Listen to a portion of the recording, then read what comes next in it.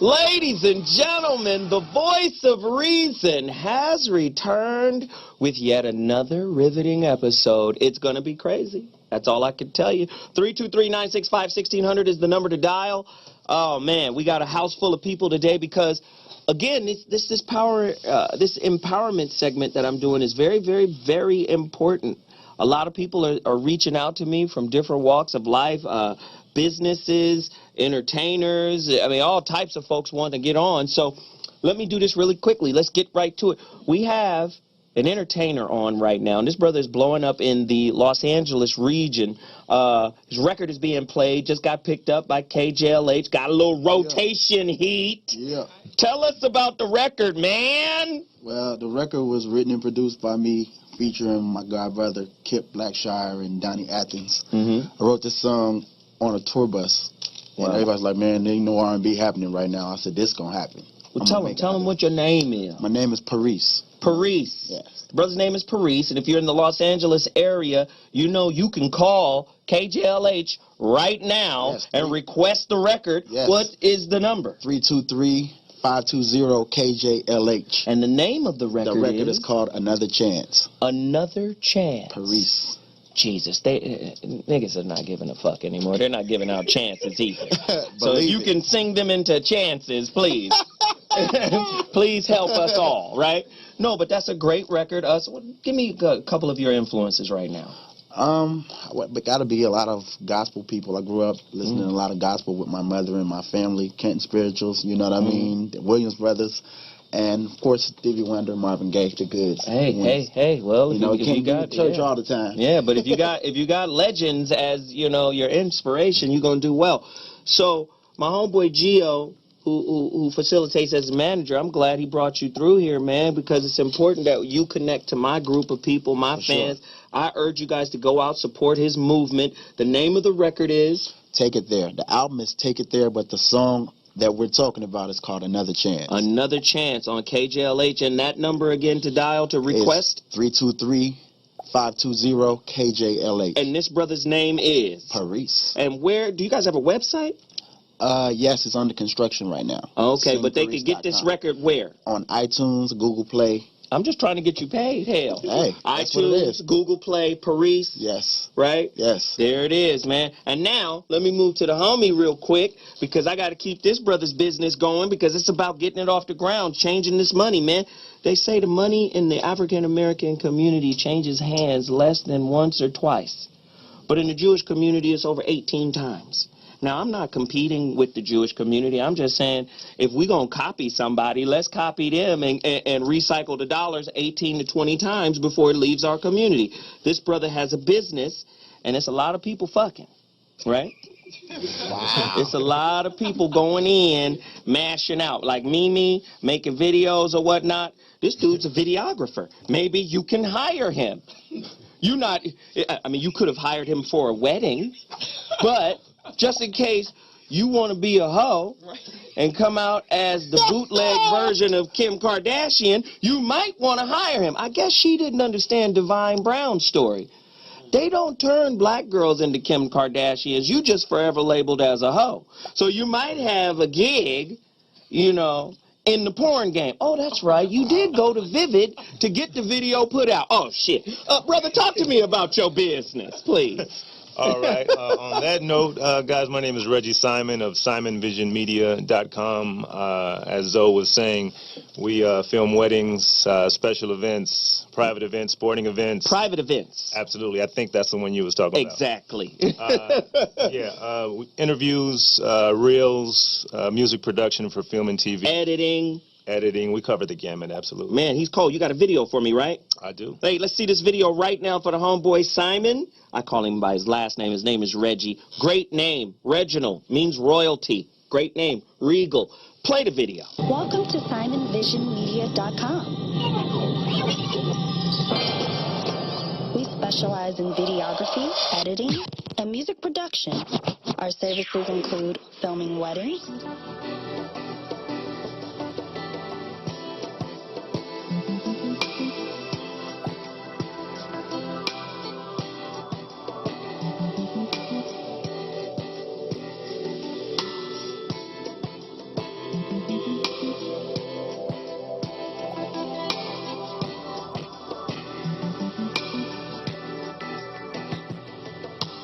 special event,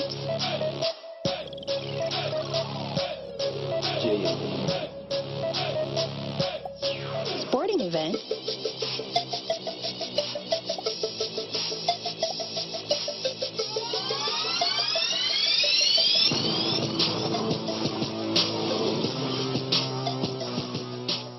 interviews, This week, learn more on how to get great interviews from your subjects. music videos,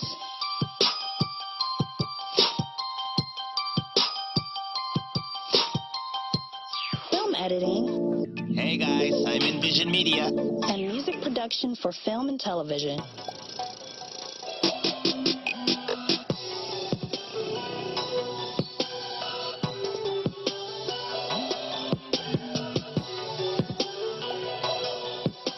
Please visit us at simonvisionmedia.com or call us at 818-524-0528. Come on, man. That brother's professional. You's a pro.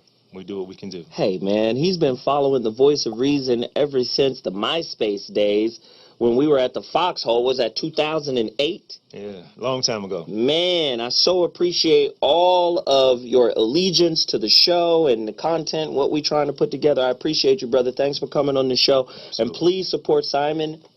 SimonVisionMedia.com. And you can also reach us at 818-524-0528. And shout out to Zoe Williams. Hey, man, thank you, man. And Paris, really quickly, man, what's your Twitter? It's at Sing Paris. At Sing Paris. You spell Paris Parrice. At Sing Paris. Go follow the brother and support his movement. Now, on to other business. I keep promoting this dude because he is doing some very, very, very powerful things in the community. The brother's name is Lemuel LaRoche. He is a graduate of the University of Georgia, the Bulldogs.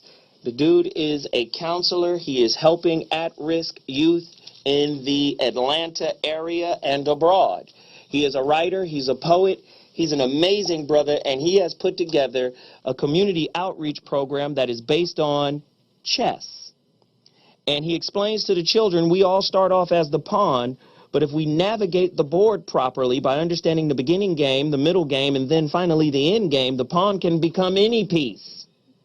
Right? Very, very powerful, powerful DVD. Please support this brother. You can find him at surprisinglyprofessional.com, or you can just Google him. Lemuel LaRoche. Good homeboy. I've known him since he was 14 years old. OG homie. Next. Again, a copy of my book, The Rebirth of Seeds. Very, very, very important that you go to my website. That's iamzoewilliams.com. Very important that you support it. Go there now. Buy a copy right now. Also on that same site, well, I'll deal with that later.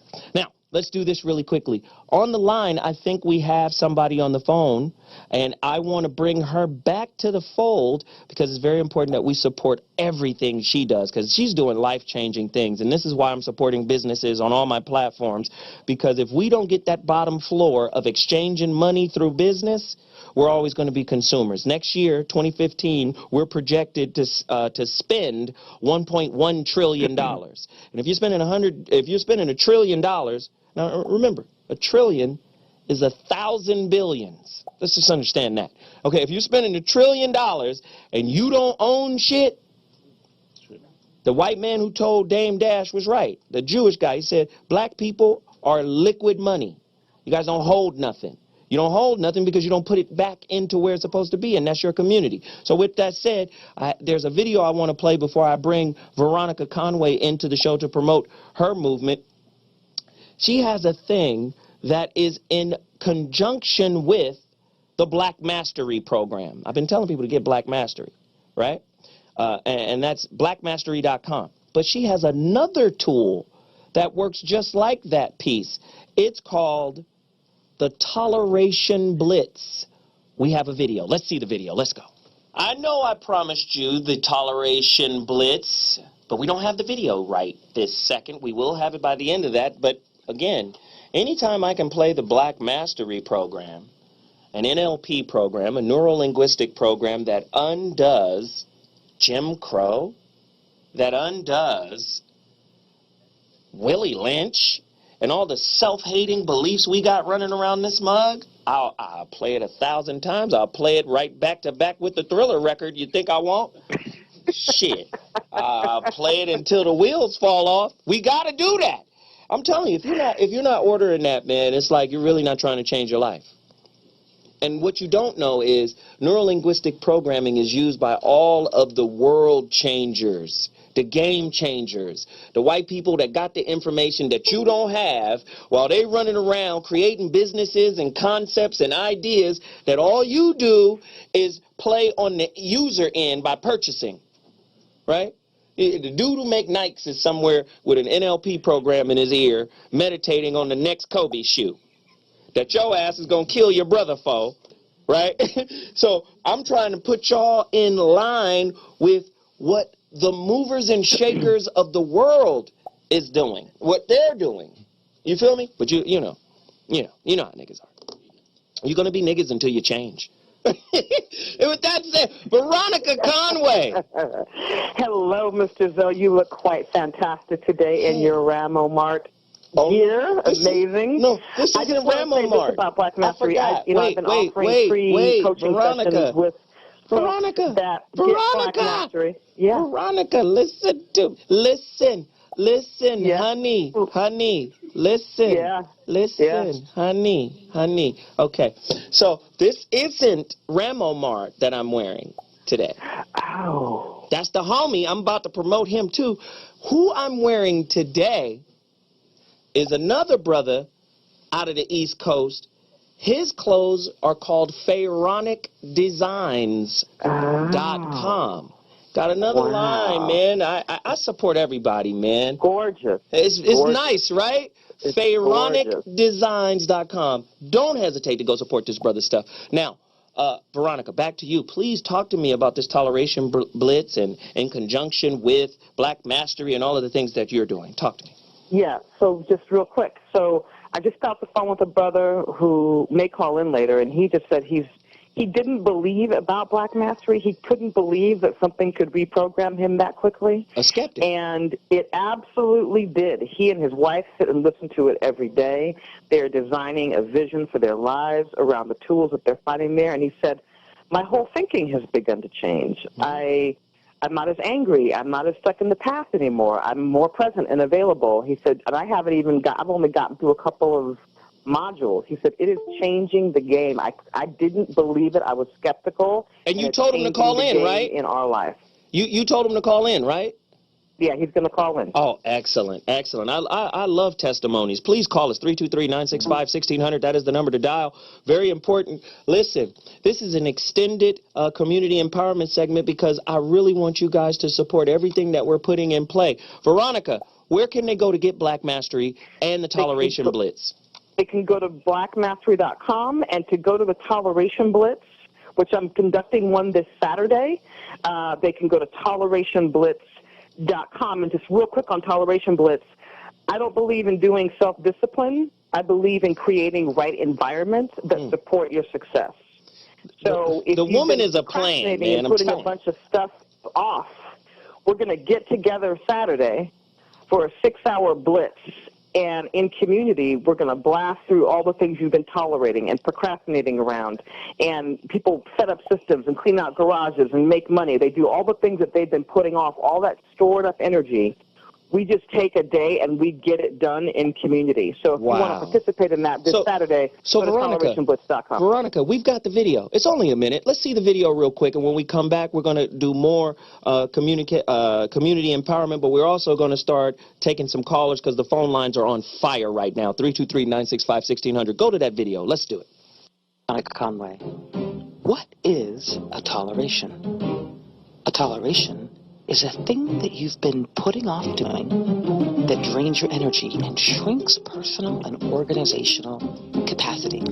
Tackling tolerations is a revolutionary act because at any given time, most of us are putting up with hundreds of these energy drainers everything from niggling little distractions like shoes that need to go to the shoe repair or a list of phone calls that need to be made, to big things like messy offices or garages, filing or email systems that need to be created, and much more. Lugging our tolerations everywhere we go affects our attitude and the way that we think about ourselves, the way that we treat others, even our health, practically everything. The tricky thing about tolerations, though, is that they pile up over time. Gradually, we feel like we are buried under a big pile of to-dos. What if you could take massive action on the things that you are tolerating from the comfort of your home or office with a supportive virtual community? Sign up for our next Toleration Blitz and stop getting ready to get ready and start getting it done.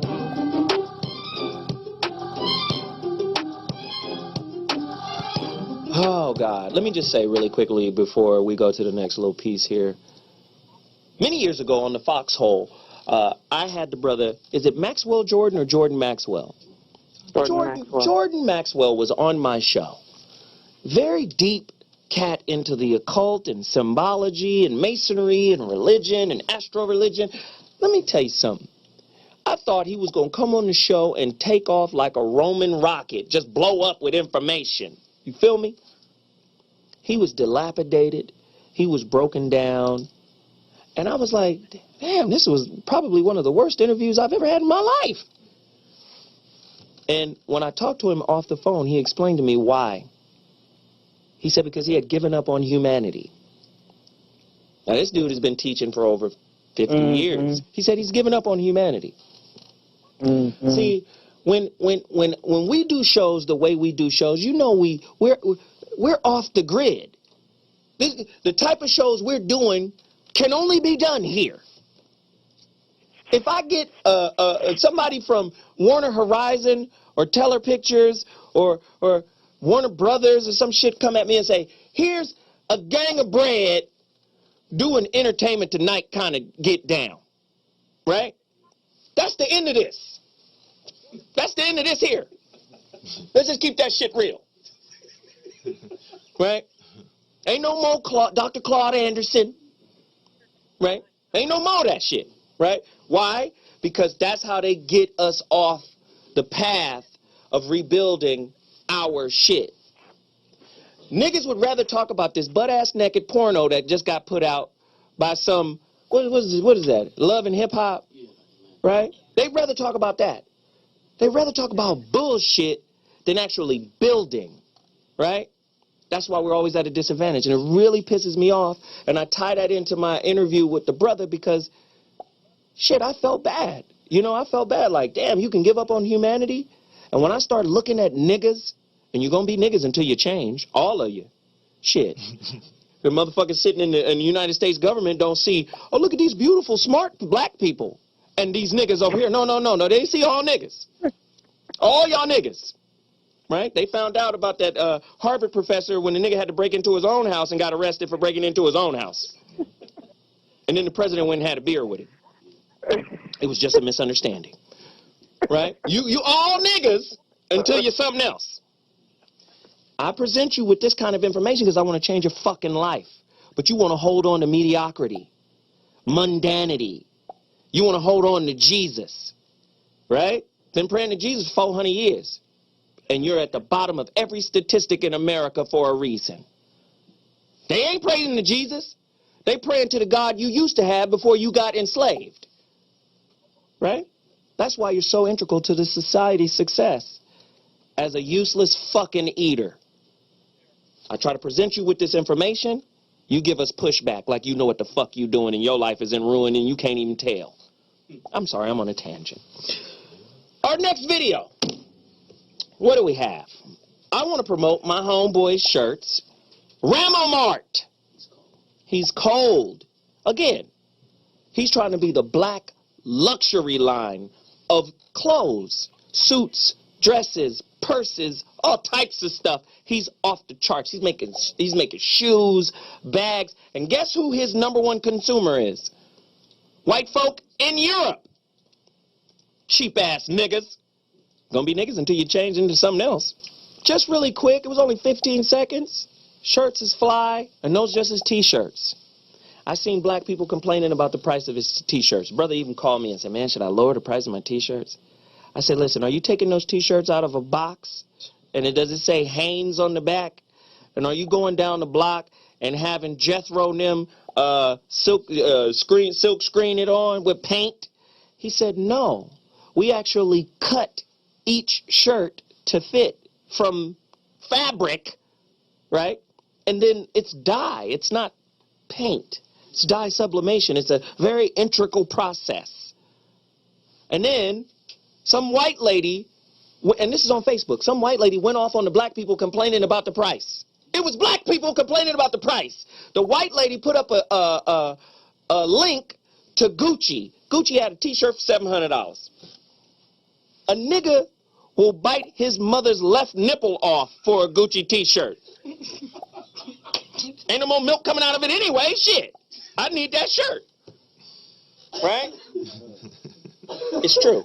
It's true. I'm just sick of niggas. I'm sick of the excuses. I'm sick of the bullshit that's been laid out. Right?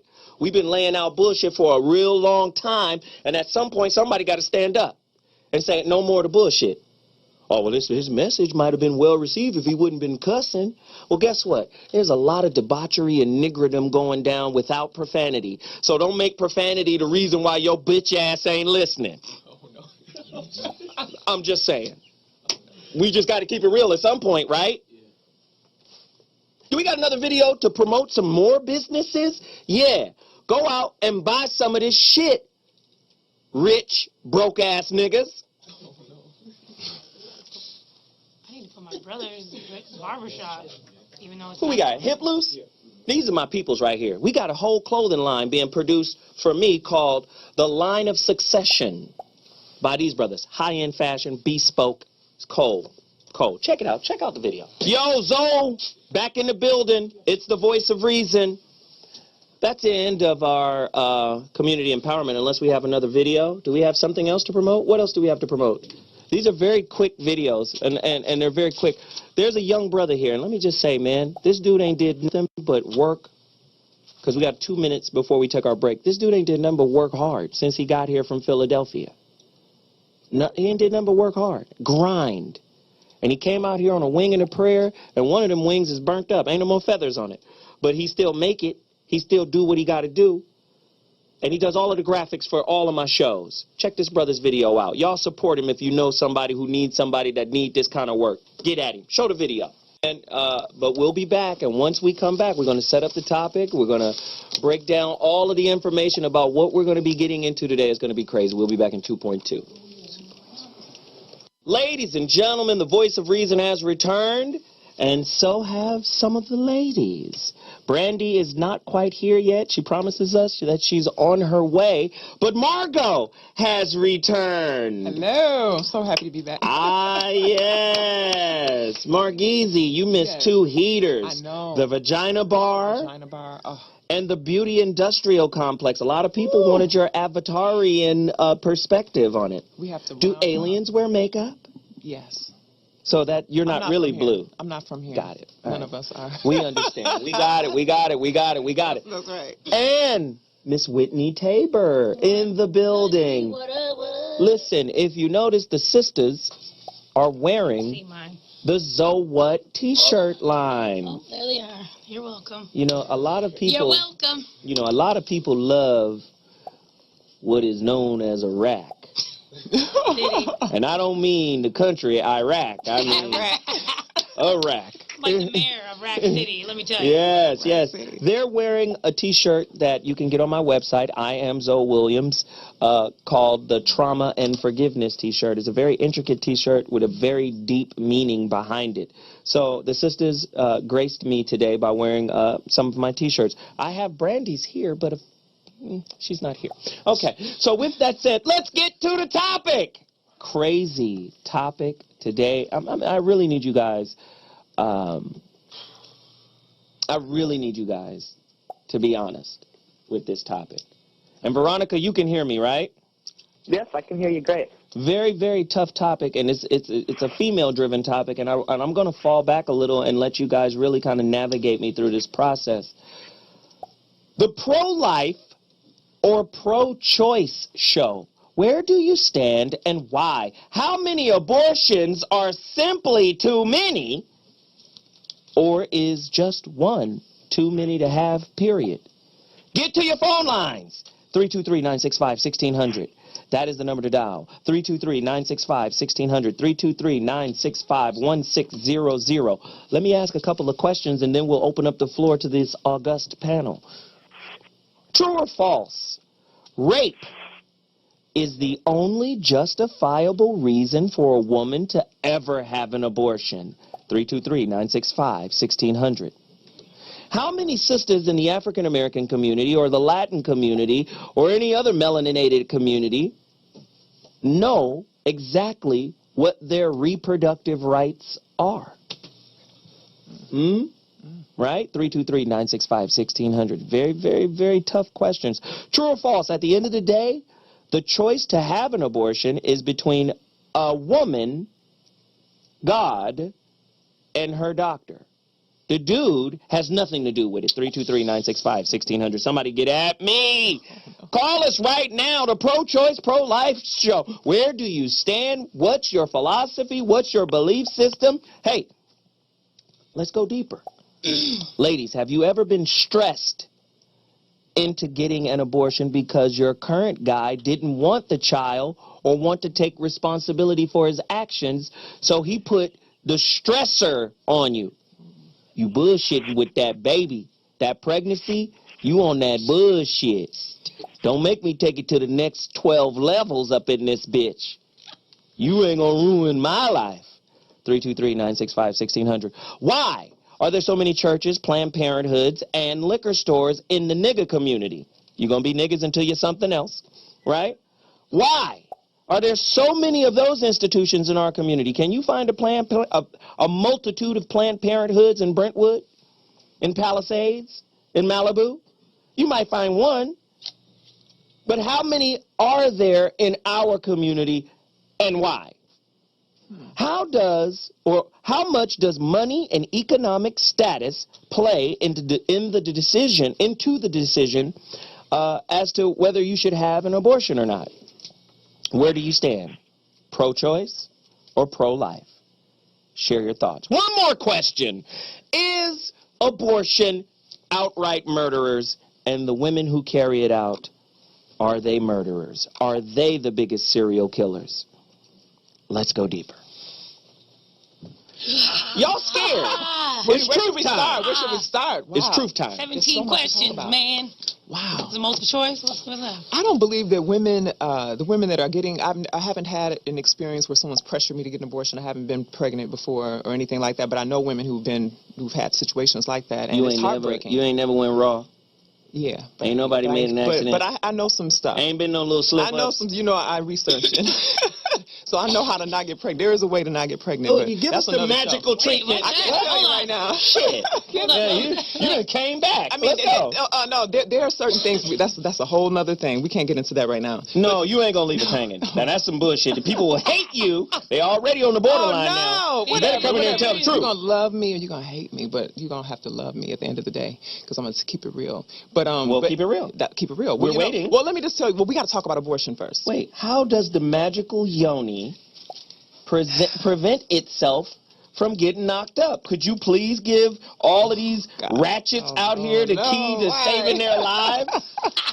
Okay, well, there's some scientific research out there, and I've seen some documentaries. There's some interesting things. There's some women from different colleges, educators, and it's a culmination of all these things that I discovered that, if a woman actually has an orgasm before a man's sperm is introduced into her vagina, then it changes the acidity, the pH inside of the vagina, and it can actually kill the sperm. That's the one thing. The one. That doesn't mean that you're absolutely exempt. Don't take this as a birth control method. You and Erica Badu be hanging out, huh? The rhythm method does work if you do it right. You have to know when you're ovulating. I happen to be a woman who's in touch with my body, so I know when I'm ovulating. I know my period is on time. So, you know, you have to be in touch with your body for this type of thing, for you to be able to have, you know, master it, to have some sort of mastery over it. But, and then you can kind of keep away from that pregnancy. So are you saying I could go raw and then let off, and you'll kill it off for us? Well, save money. You still want to pull out. You do a combination of the pull out with this. You don't just let it all So this shit don't work. It does work. Okay. Okay, but listen, the other thing is that if a woman really doesn't want to get pregnant by a man, also that can also have a play in it as well. Because it actually, the mind is speaking to the body all the time, the cells in the body. So if you really don't want to get pregnant by somebody, we miss your spacey ass. That shit is awesome. I know it's all crazy. 323-965-1600. Somebody call us. Phone knowledge from Margot. That was just something. That was just a little tidbit. That was a little tip. It's a tidbit. Actually, all information is valuable depending on how you utilize it. So here, back to the point of abortions. I think that most women who get abortions, they don't want to have abortions. It's really sad. Every woman that I've known, there's only been a couple that I've known that have gotten abortions. They don't really talk about it afterwards. It's really a heartfelt thing. It's a shame involved with it, a deep shame. I believe that it's really wrong for a man to pressure a woman to get an abortion. I think that's a type of murder that I think that it can affect a woman a lifetime, even when she chooses to get the abortion. That is a type of on him. That's like him putting a gun on you, saying kill yourself. You know what I mean? For him to tell you to get an abortion if you always defending the ratchetness that is out there. What ratchetness? What am I defending? This ratchetry. So you mean to tell me that there are not a lot of women out there, right? Yes. Who will see the abortion as a type of contraception based off of who the man is? True. I thought you was something you ain't. You broke. We ain't having no kids. That's true. I heard about that. Somebody used to be on the show. So why don't you defend? Okay, so let's talk about that. That's true. Let's talk about it. Because I know a woman. Listen, I know a woman that had 7 abortions. There's a woman that I know that had 7 abortions. 7? And let me tell you something.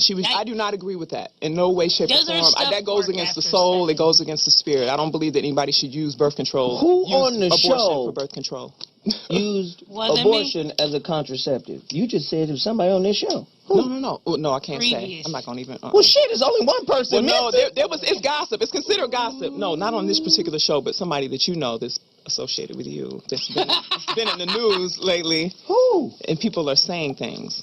I don't want to be the one to say it. We're going to wait till the break. I don't know what to talk about. Stuff online. You can't believe everything you see online, but it does dawn on. It dawned on you? That's who you talking about. I was like, whoa, what the hell is this? Gossiping and No, shit? I can't. What happened to your spiritual shit? I am spiritual. But if you're spiritual, you gotta. I am of the world. I'm still in the world. I look at everything. I'm here. Oh, shit. They talking about it in the chat room. I ain't gonna say her name. I respect her, and I got love for her. I ain't gonna do her like that. Yeah. Okay. Whitney. Yes. Have you ever had an abortion? I have not. Have you ever been pregnant? No. Has a dude ever been like, sorry, did your period come? No.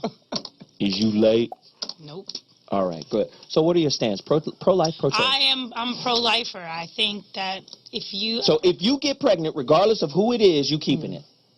Ooh. Wait, what did I just say? I'm pro-choice. You said you was pro-life. Oh, I didn't know. You said pro-life. Hold on. And then backed your ass right into a corner. I'm like, wait. What? No, I'm pro-choice. No, I'm pro-choice. I'm not trying to spend $1 trillion. I'm not trying to help that anyway. Like, I think if you can't afford, I'm one of those. If you can't afford to take care of another human, don't have any. So it's all boiling down to money. I'm sorry. You basically purchase a family. 323-965-1600. Let's bring in an adult. Because these women right now are the grades are just starting off at F. Ow. You can't. How you start the semester off with an F minus? You didn't ask me what my stance was either. I am absolutely pro-choice. We obviously know you're pro-choice. What's my stance? Yes, of course. And you're confused. You knew before you started. I knew it. I figured you would be pro-life. I am not confused about anything. What am I confused about? I am very clear about Let's bring the adult in. Hilarious. We need an adult. I'm definitely... Veronica Conway, blackmastery.com, the Toleration Blitz. Please blitz these women back into reality with the truth. Well, Where do you okay, so stand? I'm just going to give just a tiny bit of context because I think it's really important. Women, like my mother, and women of my mother's generation, I was both given up for adoption and then adopted. And so back in the 60s, when women had no reproductive choices, they had no options when they got pregnant. And so you had no choices, you had no freedom, you got shunned by your community, you got shunned by your family. Mm-hmm. I think that what's the problem is that the pendulum has swung so far to the opposite side because of the advent of birth control. I'm not pro-life, I'm pro-living. So my stand is, how do we support those that we are here and those that we choose to bring here? Mm. And so it's not just the money, although, however, it takes $240,000 in hard costs to raise a kid, and it takes $100,000 if you were going to farm out the, like if you were going to hire out all the tasks that it takes to raise a kid. It takes about $100,000 per year to do the task. So it's about $2 million over the course of a child's life. That's not with college. That's just a simple middle-class existence to raise a child. So if it's $2 million, and that doesn't go away, that doesn't change because we want it to.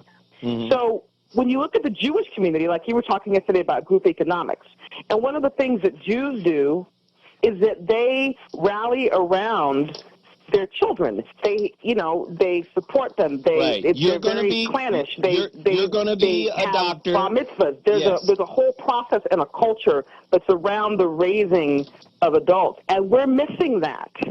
Mm. We're missing that. We're missing that. The building of community for people to arrive in that makes us sane and whole. Wow. So I'm pro-living. I think that women need to have the and people need to have the choices, need to have reproductive choices to make sometimes very tough decisions. But the community needs to be in a different posture about the people that we bring to the earth. Wow. Well, let's do it this way. If you have pro-choice, and that means, in my opinion, and somebody could help me, and we have callers on the line too, pro-choice to me means pro-situation, pro-circumstance, right? Pro-life means life, period. If I'm pregnant, the zygote is a living being, an entity, a spirit, the whole get down. I'm not doing it, right?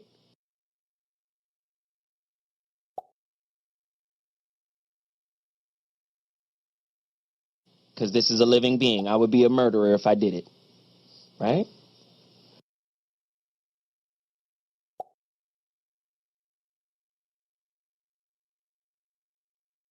What I find is, in America, pro-situation dominates. And a lot of people will try to hide behind pro-choice, but really it's pro-situation, pro-advantage.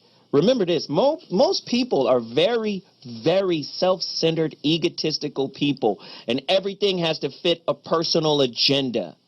They're not doing shit out of unconditional love. First off, unconditional love is as rare as niggas winning the goddamn Powerball every 2 weeks. That ain't gonna happen. So, everything boils down to my living agenda. Most of us are manipulators and liars, men and women.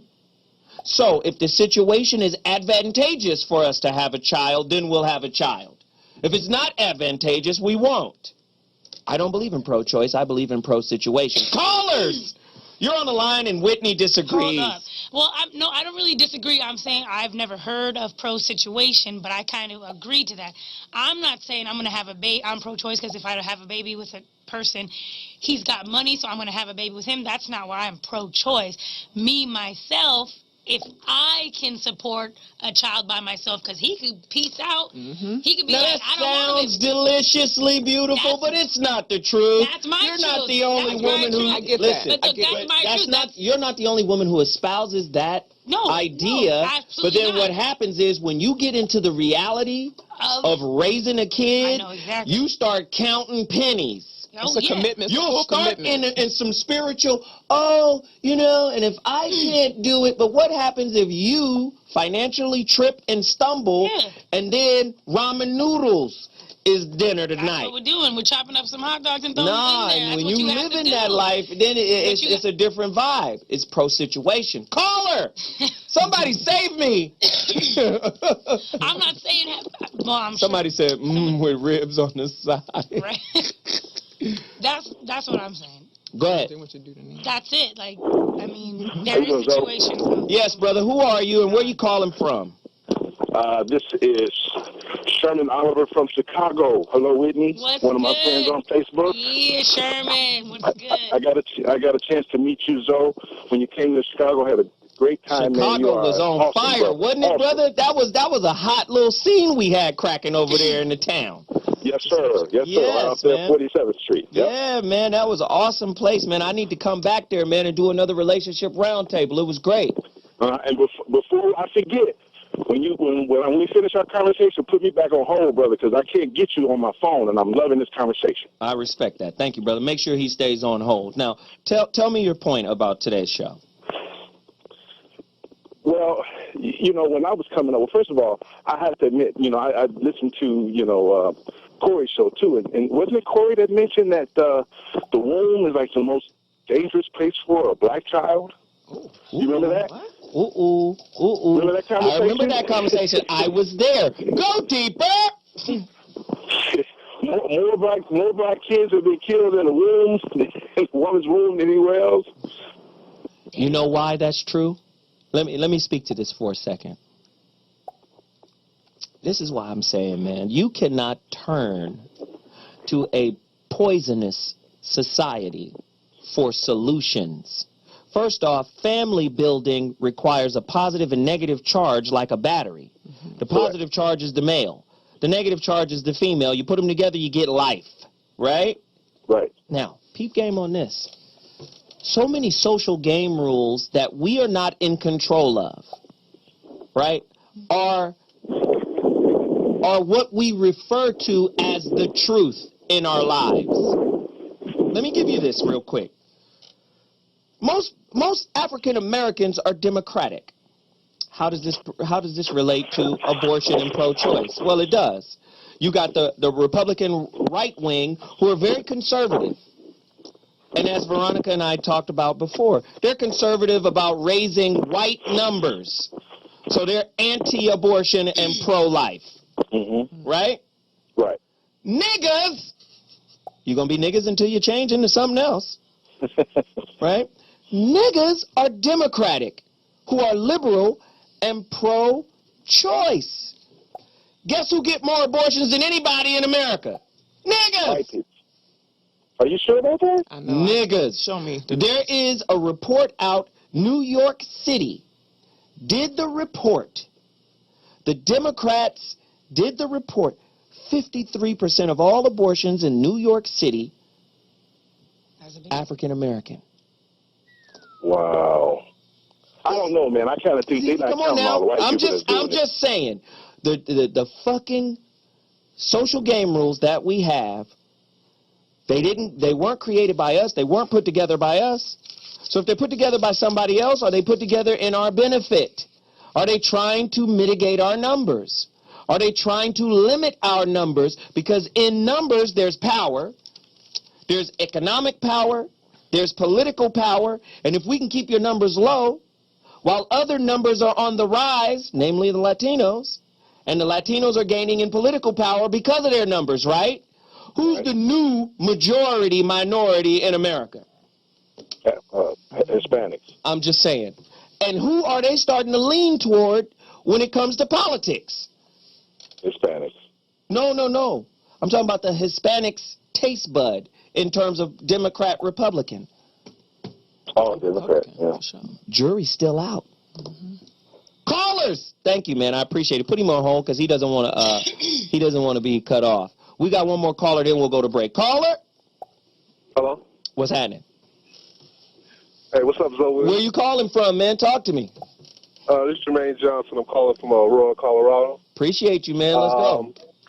I was the skeptic who bought Veronica Conway's Black Mastery. Oh, you the skeptic. Yeah. Talk to me. I bought it because, I saw that you could get your money back just in case the investment wasn't. That's how skeptical I was about the product. Yeah. I went through about 2, maybe 3 sessions in, and right away I felt a transformation. Like I was always stuck in the past. I was kind of like a pessimistic person. My wife was kind of like, always asking like, "Hey, are you here?" I was never in the present moment, and just by her kind of allowing me to get a different understanding about what happened in my past and the things, how I interpret things as a child and coming up to an adult. I'll tell you what, it has me in the present moment now, and this thing really works. Wow. I'm not Zoe Williams. I'm not this host who's trying to push the product, or I'm not Veronica Conway. Peace to her. I don't get the piece. Really does work. I don't get the piece. Just gonna shit on me on my own show, huh? You think I'm just gonna sit here and let you do that shit? I don't care who you are, nigga. Brand new nigga now, huh? I'm just kidding. Another thing. No, I'm just playing. Your brother. shows, man. Peace to Whitney and Margot and Brandy. I love y'all show. I love the Zoe Williams show. I can't do without those things. And I just want to tell your audience, man, this stuff really does work. Me and my wife are doing it together, and we, I feel like on my half that we're communicating better, and you're not promoting it enough. That's what I'm gonna tell you. Wow. Hey, man, I appreciate that. I know Veronica appreciates that, but seriously, if I can bring something to the community that could change your life in that way, man, thank you so much, man. Hey, I appreciate one more thing. Can I add in a comment on what's on your show right now? What's going on? Absolutely. I believe, I noticed like whatever the white community whatever their stance is on pro-life or pro-choice, I kind of see the people in the black community kind of regurgitate whatever their mindset is. I really believe that we should think like our ancestors was thought like. They thought holistically. What I'm saying is like we either think one extreme or the other. If you're pro-life, then you're against pro-choice. If you're pro-choice, you're against pro-life.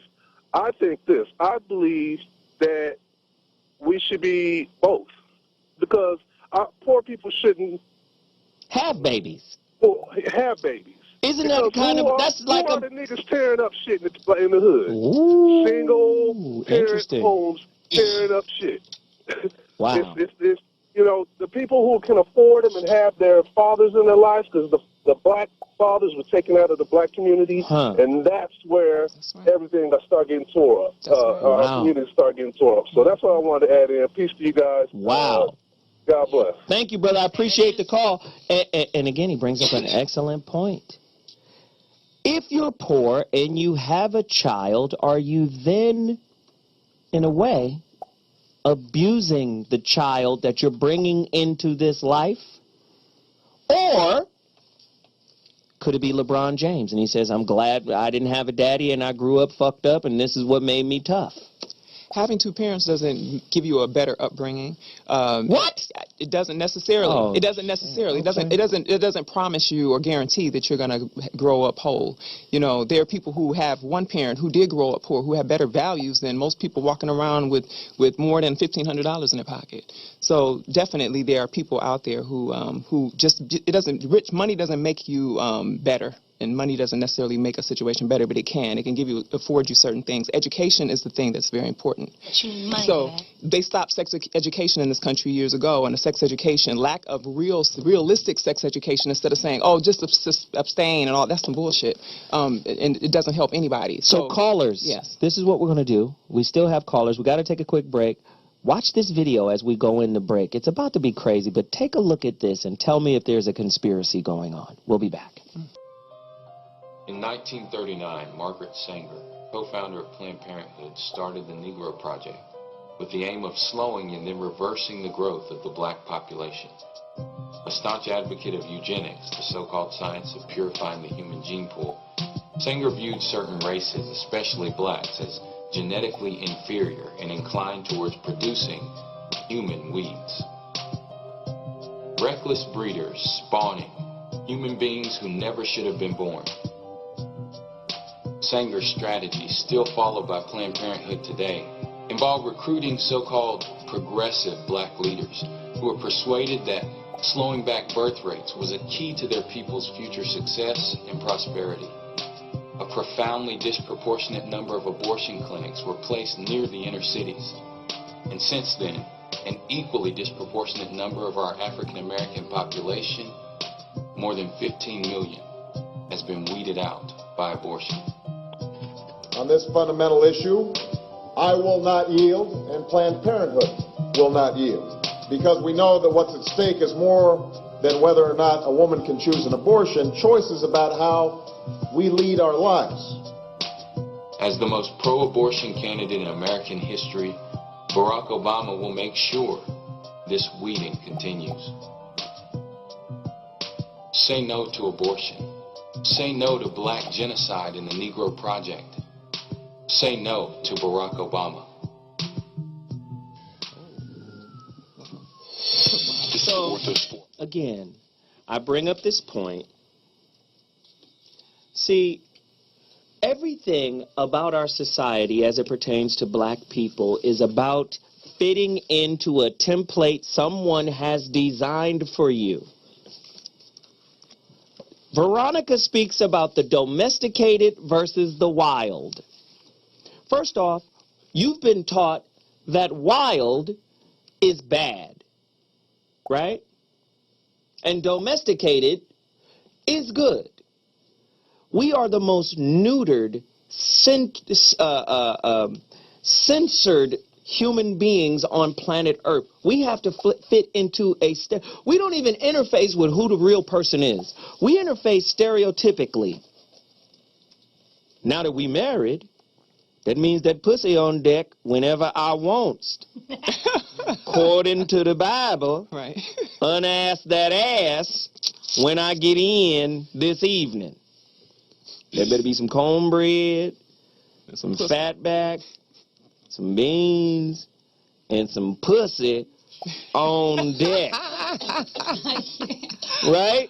That's right. We interface stereotypically. And then the reverse is, the toilet broke, nigga.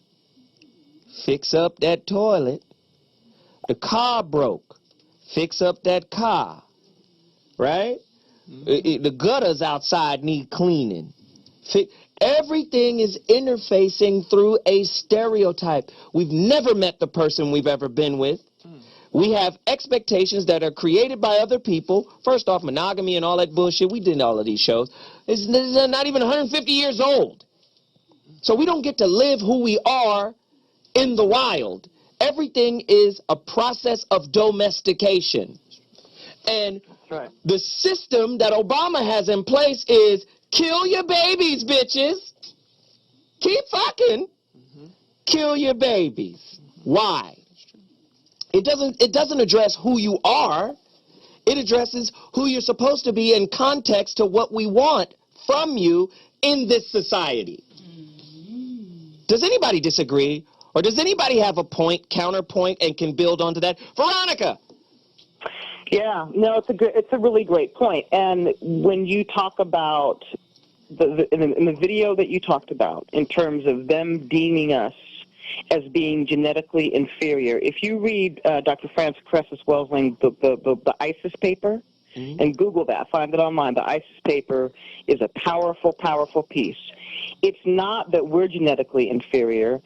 It's that we're genetically superior. In other words, she talks in the ISIS paper about how, because of the white recessive gene, if everybody got together and it could interbreed, then the white gene would cease to exist. It would be, genetically, it would cease to exist in just a few generations. So all this racism is really about preservation and fear of genetic annihilation, Osho said it's all about keeping the black man from fucking. So wait.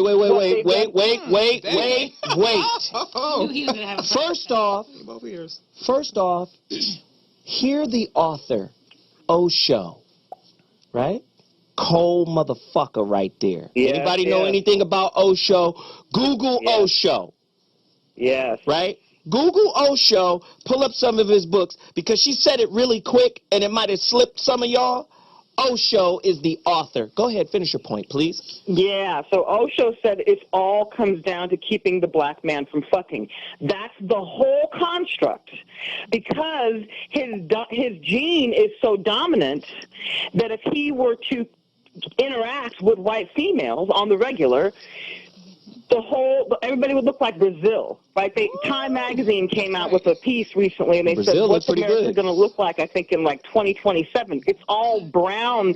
It's all caramel-colored, latte-colored brown people. And so that's the fear. And so you have to understand that what's being engineered for our demise is a reaction to white inferiority complex that they are projecting to us and trying to make us feel inferior, but they know genetically that it's a recessive gene. It's genetically inferior. It will cease to exist. And so that's the whole get down. So all of this needs to be seen through the lens of that truth. That's a singular truth. And the thing that's pissing me off is throughout our entire history here in America, you find a fucking Strong's Concordance dictionary full of niggas who are on the take, that are in leadership positions, that pose as a liaison to the government officials who mean us no good, but they will take that bread and then pass on these poison ideas to us to use as relationship social game rules. That's true. Yeah. Right? There's always some nigga saying, like for instance, no disrespect to Bill Cosby, but education is the key. Not if they're teaching you not how to think for yourself. If they're teaching you to just integrate into a system that at the end of the day is fucking monstrous towards black people, then education ain't the answer either. Unless it's education controlled by you. And if it's not education controlled by us, and you said education. So what education are you teaching me? Does that make any sense? 323-965-1600. Call. The phone lines are crazy right now. Callers, you're on. I need to hear your opinion. Talk to me about pro-life, pro-choice. Hello? Yes, sir. What's going on, Brother Soul? How you doing, man? Wonder in the house. All right, Soul Wonder, talk to me, man, about your opinion here. To get to the topic of pro-choice, pro-life, I agree with the brother said about it should be both. But I also agree, as Corey would say, the offspring of ratchet club bitches that's roaming the streets. If we as a community refuse to circle right around these people, then we have to have stuff like that. We have to have stuff like pro-choice, pro-life. We have to have those options. Because if not, then the streets is already messed up as it is, and it'll just be running amok and just crazy out there. Thank you for your opinion, man. I really appreciate the call. Ladies and gentlemen, the phone lines are wide open. Your thoughts, your views, your POV, all of that is very valuable to us. There's no judgment. There's no condemnation. We just really want to know the direction we should take with regards to this situation. If historically, Margaret Sanger, that video we just saw, was a part of the eugenics society, which was birthed from what's my man who wrote the natural what's the guy who did the book on evolution? His name is what's this white man's name? The father of evolution. Charles Darwin. Right. The eugenist dude was Charles Darwin's cousin. Yeah.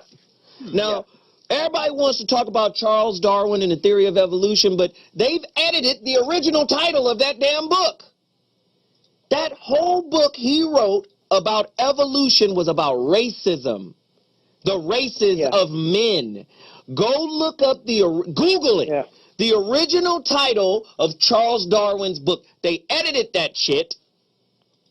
So, you know, it could be popular, it could sell, because back in the day when it came out, it was about the races and how white people are better. His cousin is the father of the eugenics movement, and Margaret Sanger was a part of the eugenics movement, and she was the founder of Planned Parenthood. And the Democrats and the government have been backing Planned Parenthood and placing their buildings in our hoods for years as a means to mitigate our numbers.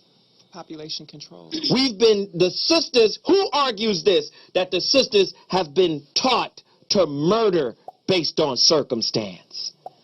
323-965-1600. Phone lines open. Who want to talk? Callers. Hello? You on the line? Your name? Where you calling from? This is T. Stevie. I'm calling from Kansas. Well, speak on it. Oh, well, I was dating this shorty, and I was working at Best Buy. And, you know, she got pregnant. She got rid of the baby. But her cousin was a good friend of this lady that I work with at my main job, the power company.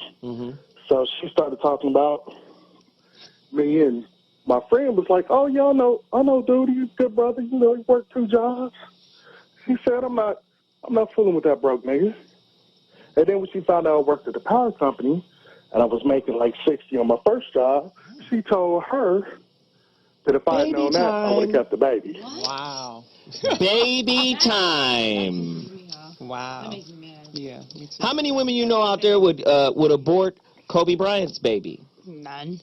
Tiger Woods' baby. I'm not having that. And I'm not saying there aren't women out there who wouldn't.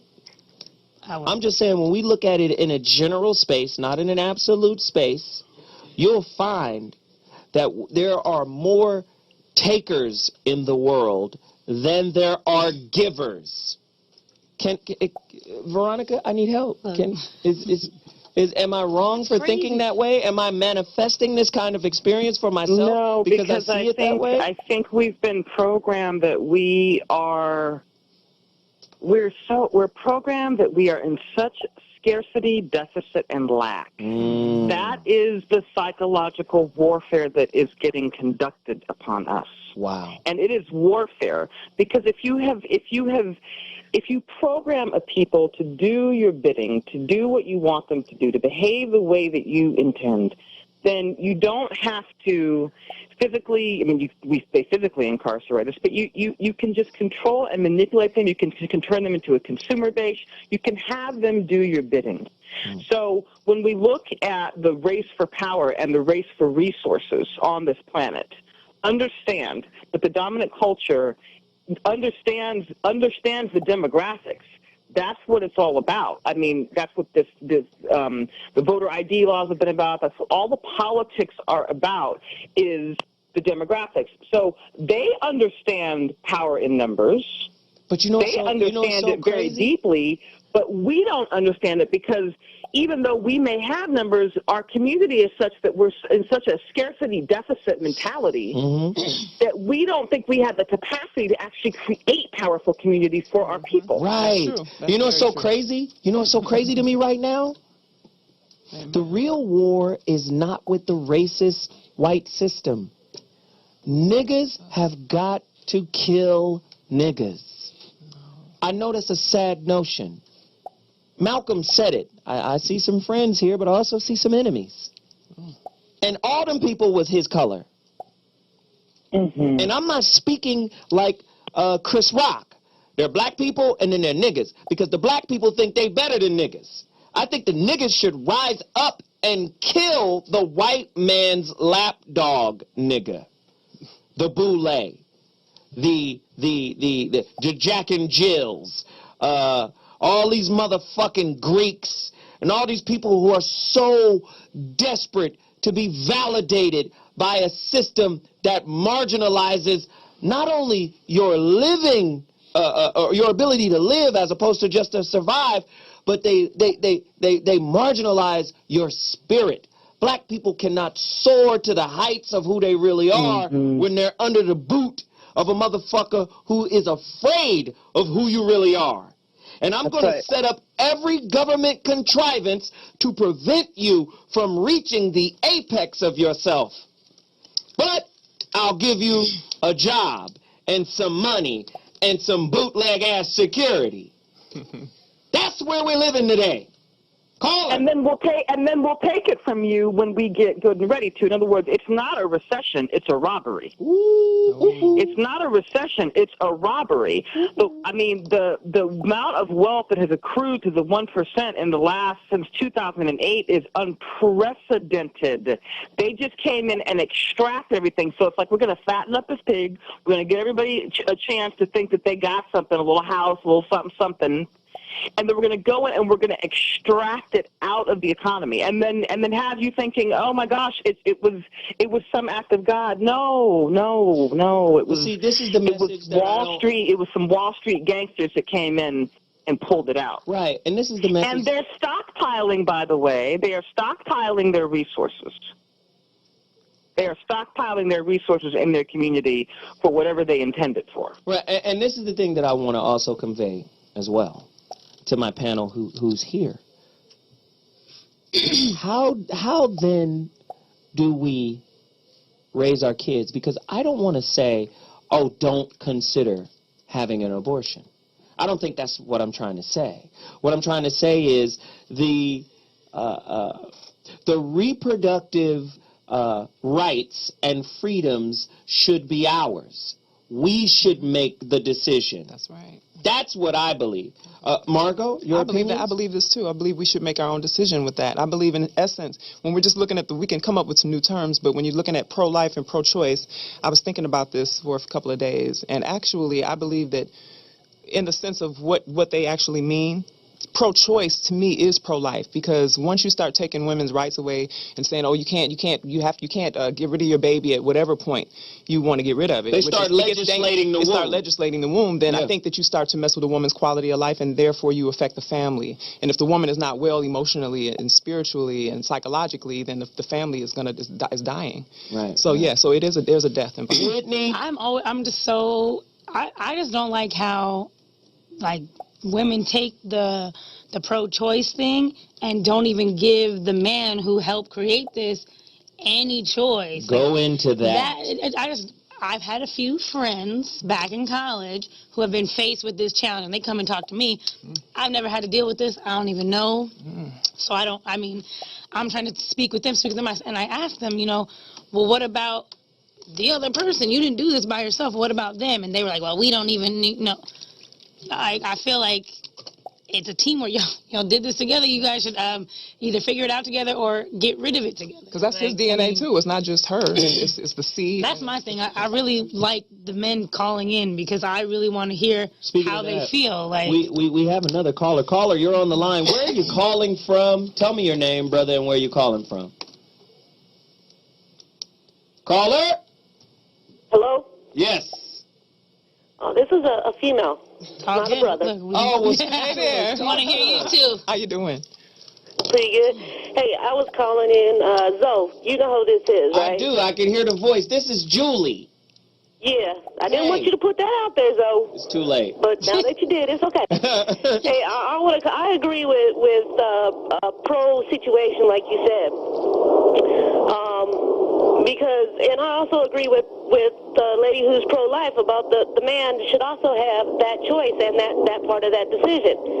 It should be, a multiple choice, a family decision, because you two laid down and created that family, and to take the right from the man, not to say that, but yet to take the right from the woman, not to choose that, is what's controversial. You know what? That's a great point you're bringing up, Julie. Versus women's rights. That's bringing up a great point, Julie. Let me ask you this question. And this isn't for you per se, but this is a question I'm asking to everyone. Do you know someone? Callers, 323-965-1600 is the number to dial. 323-965-1600 is the number to dial. Do you know someone who is newly preggo, in a low-functioning relationship, but has opted to keep the baby because they've already had multiple abortions. Somebody call us, 323-965-1600. It's getting crazy. Thank you, Julie, for the call. I appreciate it. Callers, the phone lines are open. We got to take a quick break, but when we come back, more hot grits on your face. Woo! Subway, El Pollo Loco, Rally's Burger, most of the donut shops, the burger stands, Woody Barbecue, all the fish markets, some of the beauty supply stores on Crenshaw and Rainbow on La Brea. You can buy you some clothes.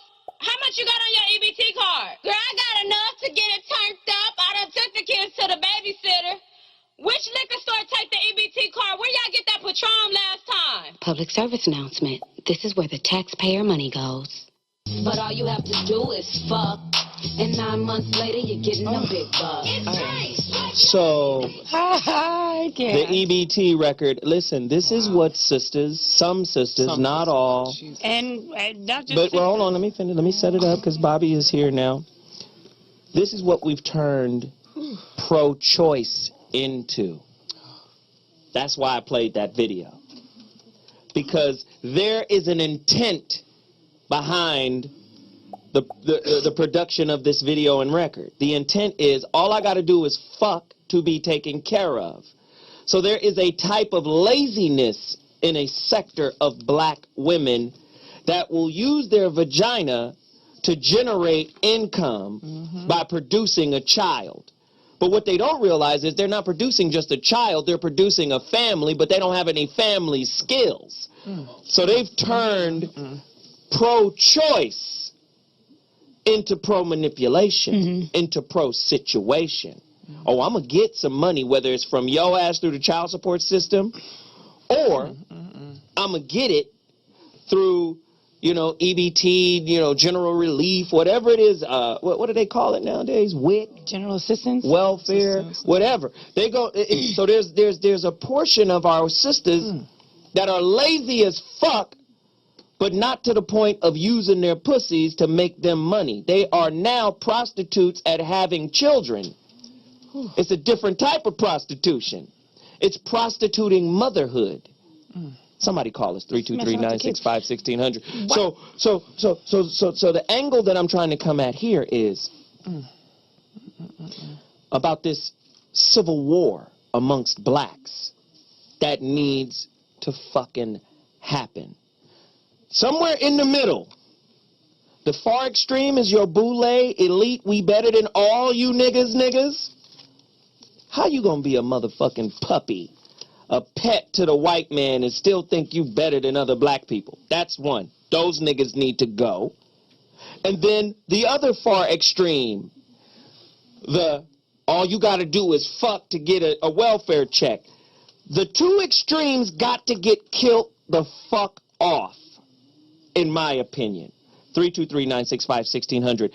Joining the show, Bobby Glanton Smith, a very wise brother, man. Like I always call him my uncle. I call him a southern sophisticant, very intelligent brother, man. Y'all have no idea how deep this brother is and how well connected this brother is, and how dedicated he is to rebuilding the community for, you know, a higher functioning experience for these young kids that are coming up. Bobby, do you know someone, and this is for the panel, everybody on the show, Veronica, do you know someone who is newly pregnant in a low-functioning relationship but has opted to keep the child because they've already had multiple abortions? Is that a good idea to do? You're already in a low-functioning relationship, but should you bring a child into that environment? Bobby, speak on it, please. Because radio works the way it do, you're going to give me a moment to recover from that video, because I have never seen anything quite like that. I'm not that shocked, okay, but to actually have a visual, I'm struggling with words, and y'all know I'm the wordsmith. Yes, he is. It really messed me up to see that, because the sister said all you got to do is fuck to get the big bucks. the big bucks part bothers me more than the fucking part. Because, you know, people do that. But to think that an EBT check is big bucks is like scary to me. It's real scary because the bar has been set so low that we headed straight off the cliff with that mentality. And in fairness to that young lady, as a father that produced her somewhere, to need his ass whooped too. Because at some point we got to balance this whole conversation out. And as a man who didn't always do right by women myself, I can only apologize for past mistakes and try to, you know, live in a corrective way from here on out. But this is madness, man. It's utter madness. I don't know anybody, to answer your question, I don't know anybody personally because I'm 2 generations away from that particular crowd, and I ain't trying to chase my youth like that because we ain't going to get past the music, you know what I mean? Right. So I don't know anybody in that particular situation, but heaven help us all if we don't do something about it. Wow. Whitney spoke about knowing some folk I know in some that people. situation. A friend of mine, she actually, back when we were in college, she was one of my friends who I spoke with who had an abortion. She actually was pregnant with twins. And she went through, had the abortion, said it was the hardest thing she's ever done. She's never going to do it again. She's never going to do it again. She recently just gave birth to a daughter. The dude didn't want nothing to do with her, doesn't want to kick it with her, don't want the baby, wants absolutely nothing, don't have this baby, you better not have this baby, like threatening her, like all kinds of craziness. She says, cool, bye Felicia, get out of my face. She has a baby, it's the best thing that she's ever happened, and her life has improved. She has a job, she's doing it on her own, she's not winning. I'm sure the EBT chicks are eating better than she is, but she's taking care of her daughter, and her daughter is taken care of. Best thing that she said she's ever done, and she's straight up said she's only having one. That's a cute little filibuster. There it is. I'm just saying. So there can be the light at the end of the tunnel. When she did have the first abortion, though, me being one of those, like, you're in the middle of college, you should not have any kids, I'm that person. The voice of reason. I told her I thought she should. Like, that's one of my, I kind of have, like, a little bit of rules, I guess. If I ever slip up, and there's 2 of them in there, man, I'm just going to have to get 3 more jobs and take care of myself.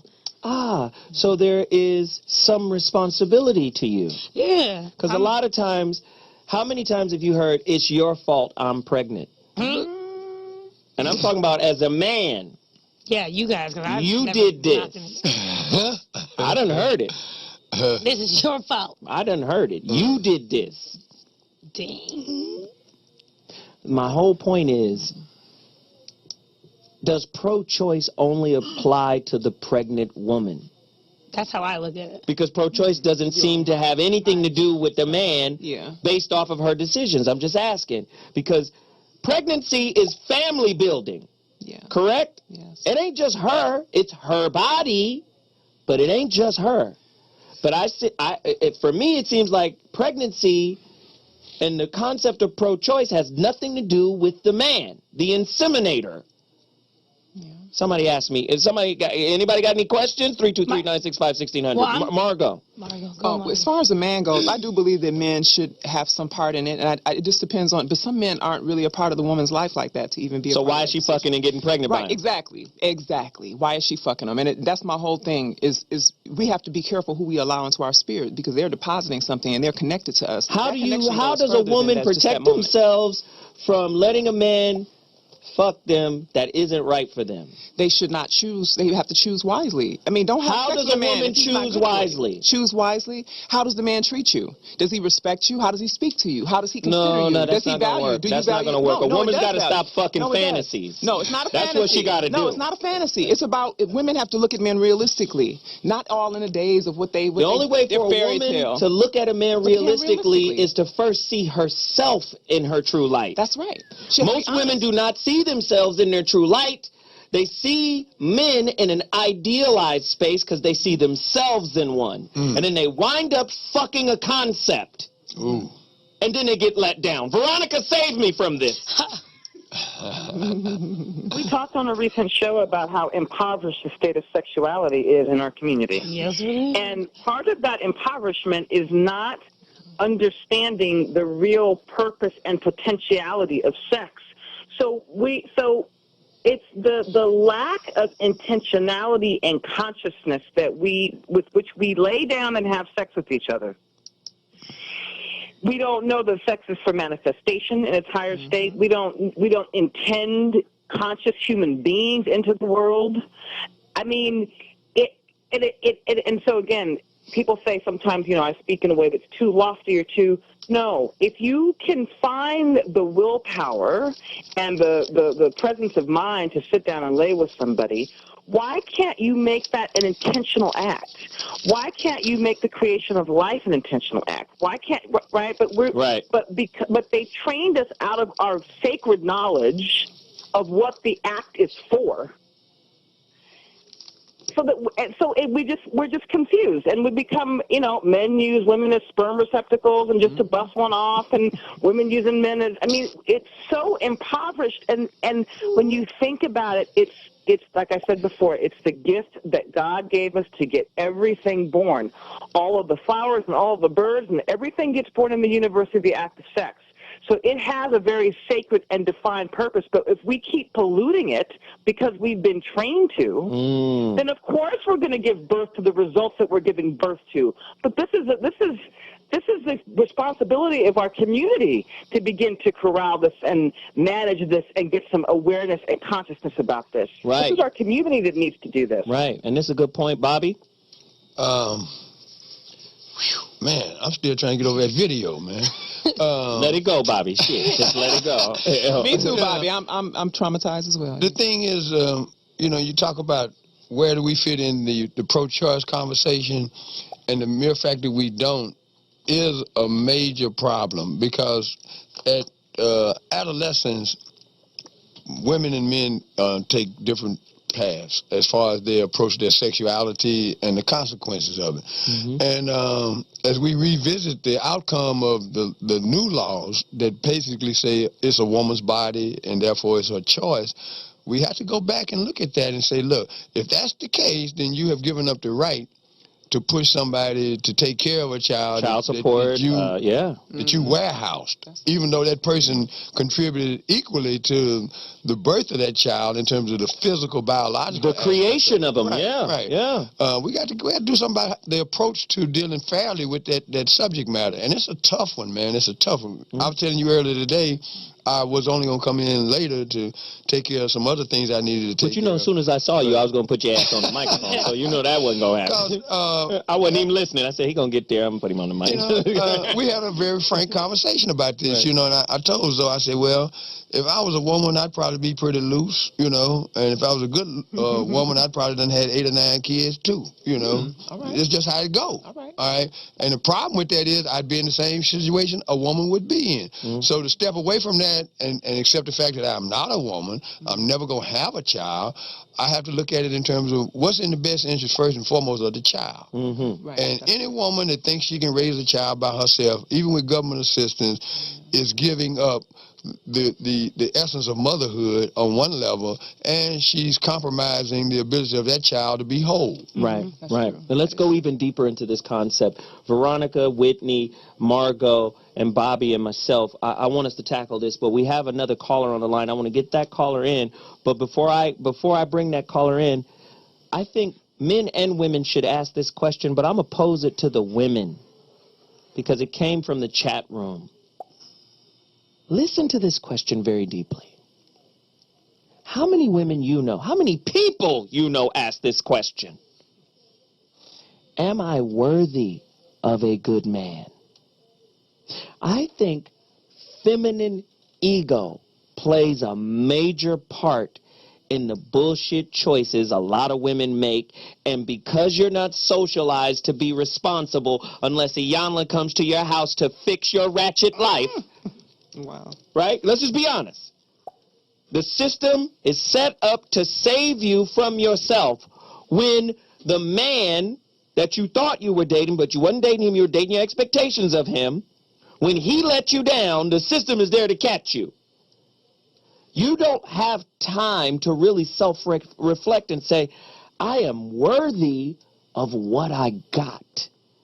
or else I wouldn't have gotten it in the first place. How many fucking women do you know stand on that in any situation? That's what I try to help women to get to. You better help them, Margot, because shit, I don't know what your plan is. Because you see, listen, a lot of women don't listen. I do a lot of writing. You can go to, actually, you can check out my articles at beautycomeforth.com. Go over there and check it. The relationship detox is great for people who are looking to kind of figure out what's going on with themselves. Help us! But we have to grow ourselves up. There's some things that we have to take time. Instead of dating and running all over the place and letting people in between your legs and sticking your dick and everything, it's time to get back to ourselves and build up our self-worth. Most women you have no self-worth if you're not working on yourself. Let me just say, most women and men, but you know, the nuances and the subtleties of it is different for men and women, but most women haven't outgrown the influence of their mother. Go ahead, Whitney. Yo, so I was talking to this morning. I was having a conversation with a girlfriend of mine, and we have a friend who's always talking about, well, somebody else got to pay for it, and I'm going to find me a dude to do this, and it's always she wants somebody else to pick up everything she's got going or not going for her. So we finally stopped her, and we're like, look, that sounds great. She's not Beyonce. She's not nothing like that. We stopped and finally asked her, what are you bringing to the table? Why should this man do all of these? I'm bringing my pussy. But I'm like, ta-da! That's okay? That's good pussy. enough? But I'm like, but your pussy ain't the golden child. That's what I'm saying. It might be. I don't know. So that frustrates me. It frustrates me because I work hard for everything I have, and like I said, I'm working to build myself before I try to find. I'm not even going to find him. If you're not he's going to magnetize to me. I'm waiting to finish. Here's your worth. Listen, your worth. If you're not doing that on my own, if you're not dealing with a balanced person, and balance for any human being, male or female, is difficult to achieve. Can we all agree on that? Yeah. It's difficult to find a balanced person. The only way to find a balanced person is to first balance yourself, then you magnetize more balanced people into your life. When motherfuckers say surround yourself with good people and surround yourself with people that are doing for themselves, well, if you ain't doing for yourself, how then can you even resonate with a person that is? Yes. That's right. You get what you are in every situation. That's right. And until you fucking own that in your life, you're going to have strife. You're going to have difficulties. You're going to have setbacks, because setbacks is really curriculum for your punk ass to get better. But most people are too busy avoiding the setback because they don't want to face themselves. That's right. That's the reality of it. Veronica? Take time alone. To what you said about I want to speak to what you said about, do women, are they a reaction to their mother? Because I know that in my case I was. In other words, my mother and I disagreed back 25 years ago when I was a young knucklehead. We were in kind of disagreement. My stepmother that raised me, my adopted mother. And I went out and married and had children with the man that she hated the most. And I did it out of rebellion. And it was a dysfunctional relationship. But it was my way of responding and a way of trying to claim power back, because I thought, right? And it ended up being, I ended up raising the kids fundamentally alone. And it grows you up if you're going to do it correctly. The way that you have to grow and evoke your own transformation, your own spiritual change is really profound. But sometimes we do it as a reaction to what we've been given in the household, and then we make the wrong choices. I know I did, and it cost me tremendously. Wow. Bobby? I was just sitting here thinking about the influence my mother had on my sisters and on me, but from different vantage points. Because when you're growing up in a single family household in this matriarchal situation, you emulate things that you don't understand till much later. And by that I mean I watched my mother deal with my sisters different than she would me. The way that she would talk to me and her expectations of me and the kind of girl she wanted me to date and all that kind of stuff. And the point I really want to make is we have to have both parents involved in the ones that make it. Now, the ones that don't, that's a conversation that you started here today that's not going to end today, because it's no right or wrong answer as far as I'm concerned. But in terms of the way out of this mess, we got to have more parents that are actually parents, whether you're married or not. Preferably in our society, it's better if everybody's in the same household. But either way, the father has to play a more pronounced role in the raising of the kids, because there's no way a woman can deal with a young boy once he starts having erections. I mean, he's going to start thinking differently. That's all there is to it. And my mama's telling me to suppress that, and I'm like, Mama, I ain't going to talk to you about this no more. You know, but that girl you want me to go with, you know, no, she's fucking everybody except me. Bobby said something. Bobby, if I was your mother, I'd be like, no, she's fucking everybody but you. Keep it moving, baby. And he ain't gonna listen to you. He ain't gonna get a piece of that ass. Then he gonna go, because when he tells children not to do it. I'm holding my... He said, I'm number 42. I'm in line. This ass is ready for me. But like Veronica, let me say this, because then we have to take a quick break. Okay. To speak to Bobby's point, and then. Okay.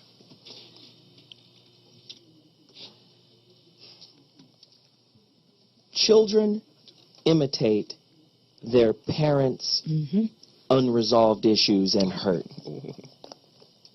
Yes. This is our burden as the children of our parents. And that burden is to learn the lesson they didn't. You understand? See, this is why I'm an advocate of condoms, birth control, because when it gets to the point now we have a zygote that's splitting every day, growing, evolving, right? Right? When it gets to that point and you're still a fucking grab bag full of unresolved hurts and disappointments, and you're in a leadership role in the family, you have done nothing but damage the legacy. Krishnamurti, I always mention him, wrote a book called Education and the Significance of Life. You hear that bullshit? And black people say it the most. The mother is the first teacher. Yeah, mama teaches. Mama teaches hurt. If your shit ain't resolved, you ain't got no business around kids, let alone raising kids. Put something on your dick for a man. Put something in your mouth for a woman. Ingest some fucking birth control, because until you reconcile you ain't got no business making copies of yourself. That's just real. But the truth is, in his book, let me finish the point. In his book, because then we got to go to break and then we come back to you. In his book, he challenged teachers. He said, as a teacher, if you're in front of students and you haven't resolved or reconciled who you are as a being, you are a danger to the children. If you're not authentic and real and honest and come to terms with that, you are a danger to the children. Now, that's a teacher. Imagine a mother or a father. On that note, we're going to take a quick break. When we come back, callers, more questions, and we'll go deeper into this topic. Very powerful topic. Ooh.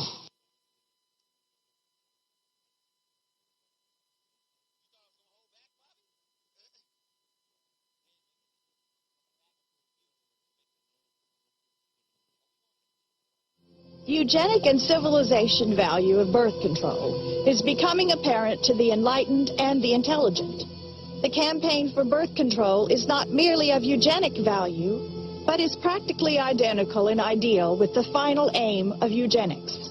Margaret Sanger, 1921. In her autobiography, Margaret Sanger wrote about a speech she gave in 1926 at a Ku Klux Klan rally in Silver Lake, New Jersey.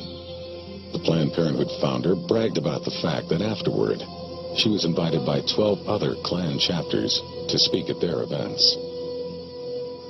At about the same time the American Birth Control League was changing its name to Planned Parenthood, a lot of books and reports began coming out that attempted to put a happy face on eugenics. And many of them were written by people that were associated with Planned Parenthood. The strategy here was obvious. Since the Nazis had turned eugenics into a four-letter word, the American eugenics movement decided it was time to lay low. So most of their writings during this time period downplayed the role of eugenics and couched their agenda in terms of helping the African American. Perhaps the best example of this is a 1,500-page book by eugenicist Gunnar Myrdal called An American Dilemma, The Negro Problem in Modern Democracy. Commonly, it is considered a great misfortune for America that Negro slaves were ever imported.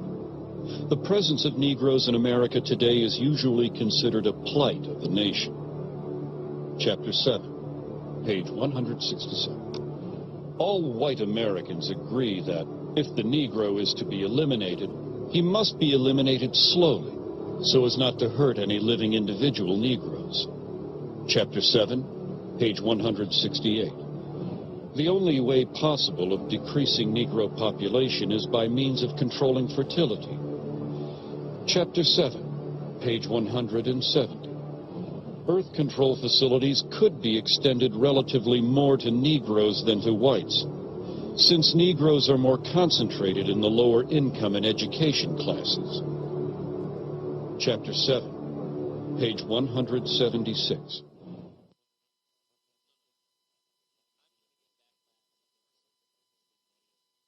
One of the places where government money has been used to advance the eugenics agenda has been in the public school system.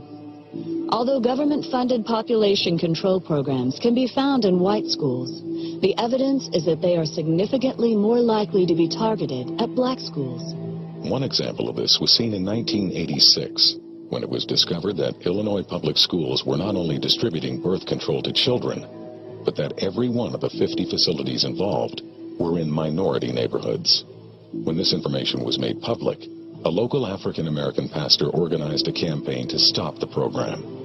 Reverend Hiram Crawford labeled the project genocide, saying that the obvious goal was to go after the Hispanic and black population. That same pattern was also found in Maryland in the 1990s. Even though the state's teen pregnancy rate was higher among white students than black students, when the contraceptive device Norplant was introduced, it was selectively marketed to children as young as 13 in predominantly black schools in Baltimore. The result was that of the first 350 girls implanted at a local middle school, 345 were African American.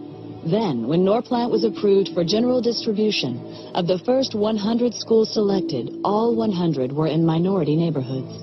The Norplant contraception device was developed by the Population Council in New York, which had been established in 1952 under the leadership of its president, John Rockefeller. Its next two presidents, Frederick Osborne and Frank Notestein, were both former members of the American Eugenics Society, and Notestein would later serve on the National Advisory Council of Planned Parenthood.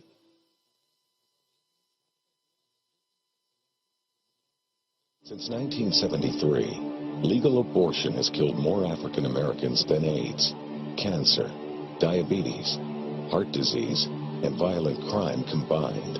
Every week, more blacks die in American abortion clinics than were killed in the entire Vietnam War. And the largest chain of abortion clinics in the United States is operated by Planned Parenthood.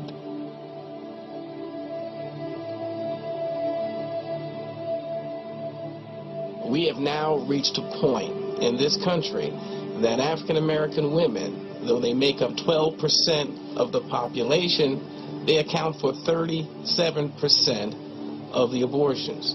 An African American baby is almost 5 times more likely to be aborted than a white child.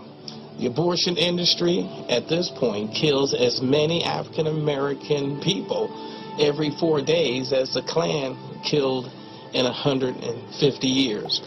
And you can truly say the most dangerous place for an African American to be is in the womb of their African American mother. Birth control and abortion are turning out to be the great eugenic advances of our time.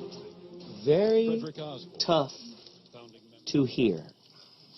And I go back to the bourgeoisie, the elite, who are in alignment with this thought process. Are they then now eugenics? Right? Are they eugenicists? Right? Are they nigger Nazis? This is what we're faced with today. But here's the paradoxical thing. When you watch the Get Your EBT card, you kind of empathize with their position on it.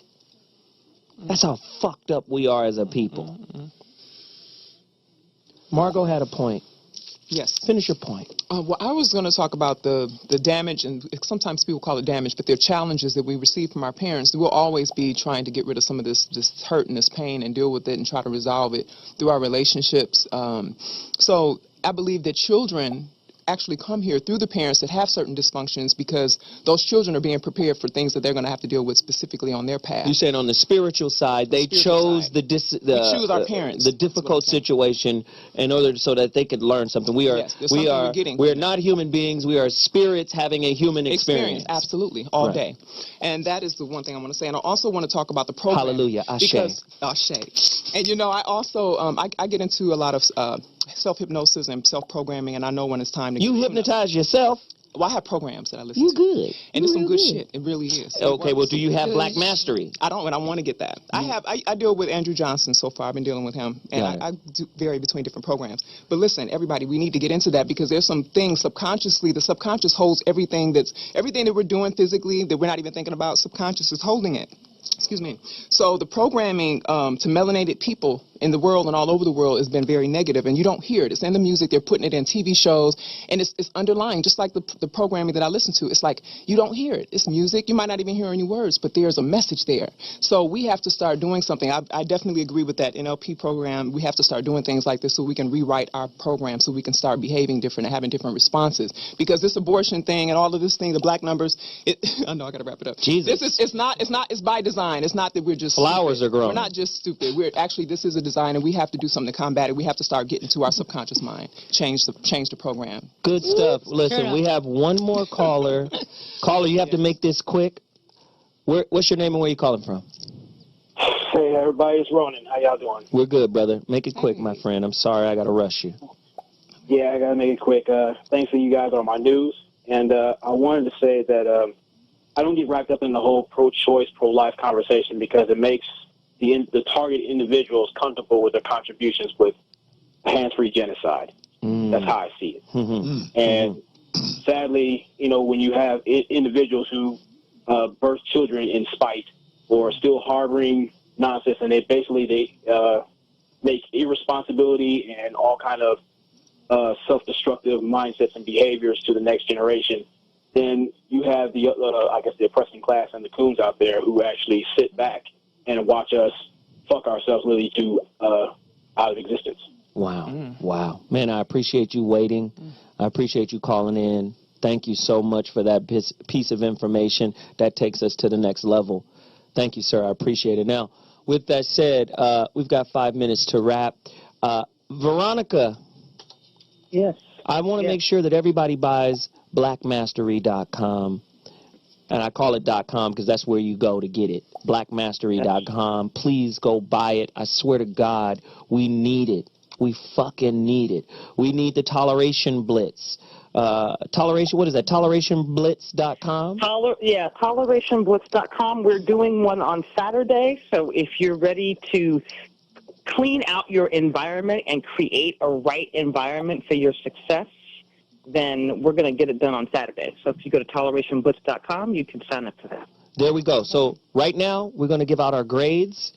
And ladies and gentlemen, grades are about to get handed out. Brandy gets a default F for not showing up. She doesn't even get an I. She gets an F for not showing up today. I think her forehead was sick. You gotta dog my girl like my bad. that? She ain't even here, when man. you're not here, that's when you get yours off. Okay, so really quickly, Whitney Tabor, C minus. You did pretty good today. C minus. I try. You know, wasn't all the way truthful. I know you didn't. I know you didn't use the clothes hanger at some point in time in your life. Oh man, nah, Flair, not me. Not me. No, I'm just playing. Jesus, can't we just beat this shit? If I was a comedian, you go, oh, he's just a comedian. Margot, I'm on the fence with you. You're on the fence. We're always on the fence with me. Yeah, you're very ethereal and. Yeah, the baby has wings. That's right. D plus. Great job. D plus. Strong D plus. All right. And of course, Veronica Conway, as a professor, doesn't get a grade. She already got her grade. You guys have to grow up. She's already got her degree in this shit. I really appreciate everybody that tuned in today. Bobby, where can they find you? At Glanton Smith on Twitter, realmendon'tplay.com. Books will be available on Thursday in the physical sense. You can also get it on the ebook joint with iTunes and Amazon. And this Thursday, I'm always riding right in on Zoe's wave, and the Real Men Don't Play show here at RMC. Yes, please. Thursday will be, the theme is, Have You Seen My Father? Wow, nice. Great stuff. You know, my son was on Bobby's show last week. Yeah, he sure did. Yeah. Whitney, where can they find you? What's good, guys? You can find me on Facebook at Whitney Tabor. Also, I'm on IG all day, Instagram, Twitter, at Miss Tabor. Holla at me. Good stuff, good stuff.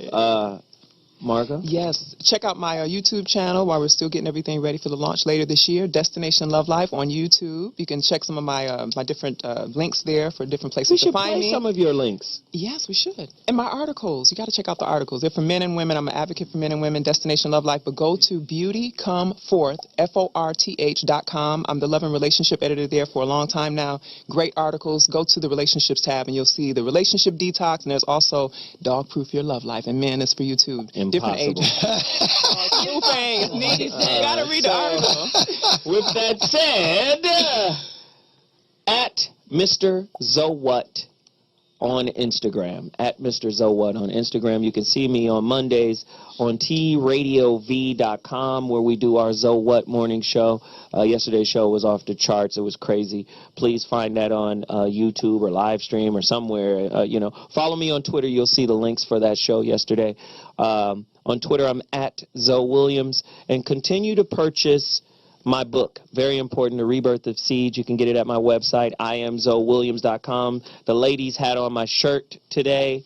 Please support my shirts. I have shirts for ladies right now, and I'm taking pre-orders for my next order of shirts. Very nice stuff. So please get at us. Support us in any way possible. We appreciate everybody for tuning in and participating. Veronica. I forgot. Veronica, did we get her website, veronicaconway.com? Yeah, veronicaconway.com. There it is, veronicaconway.com. Support Black Mastery. I'm urging you to do that. Thank you so much, everybody. This was a great show, and we'll see what the internet has to say about it when we're done. All right? Peace.